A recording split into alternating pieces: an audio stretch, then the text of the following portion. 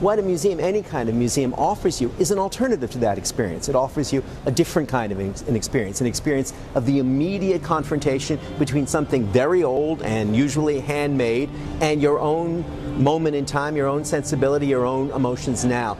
And if we lose that as the essential experience of the museum, then it just becomes one more stop on the endless ribbon of entertainment that we're addicted to in this country, especially. Yes. And then there's no point to it. If we try and make museums more and more like all the rest of our experience, then we don't need museums. Museums occupy a different space, it seems to me, occupy a different moment in the making of our minds, and it's an important one. It's not better than necessarily all the other plugged-in moments we have, but unplugging in a culture as plugged in as ours is a very important piece of our life, and a museum is a place, I think, where you need primarily to unplug.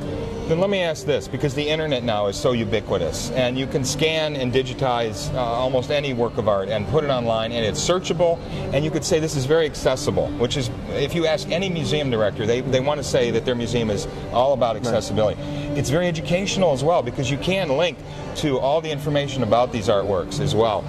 What is the internet doing now to your vision of where a museum has been and is going? Well, I'm an internet addict like everyone else, and when I have a lecture to give, I had the lecture to give on Winslow Homer, that great rock-ribbed example of American rectitude a few months ago. And what did I do? I went on the internet and I got all my images downloaded from there, and I put them on my PowerPoint, and I went in. It saved me 3 days of work. Yeah. In a slide room, in a slide lab. I don't want to be a hypocrite about it, but at the same time, I also recognize that accessibility is a wonderful thing. Museum directors have to say that because they're trying to raise funds from a public that's suspicious of museums very often. But there's accessibility in the sense of it's open to anyone, and there's accessibility in the sense of it's easy to get, and things that are a little more difficult to get are very valuable. I have a friend who once said the thing we should do with school children really is take them to a museum, great museum of like the Metropolitan or the Chicago Art Institute, and sit them down and say, now, you will never be able to do anything as good as this.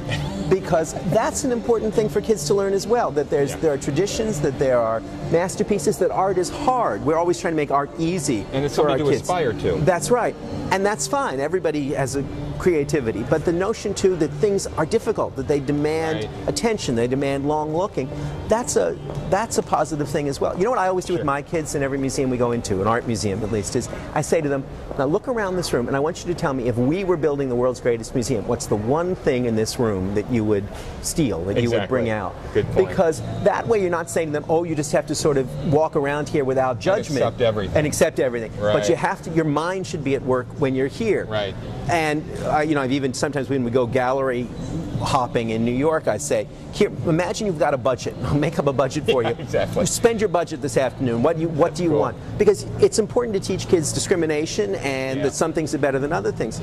But and then back up your choices. Yeah, and back up your choices. And that's where, a museum is a place for talk and argument. It's not a place just for hushed appreciation. Right. But that's a different kind of talk than having your earbuds in and listening while someone, and I've done a couple of them, tells you what you should be thinking as you look at the work of art that you're seeing. Consumption, really. Yeah, that's consumption. Let me play a little game.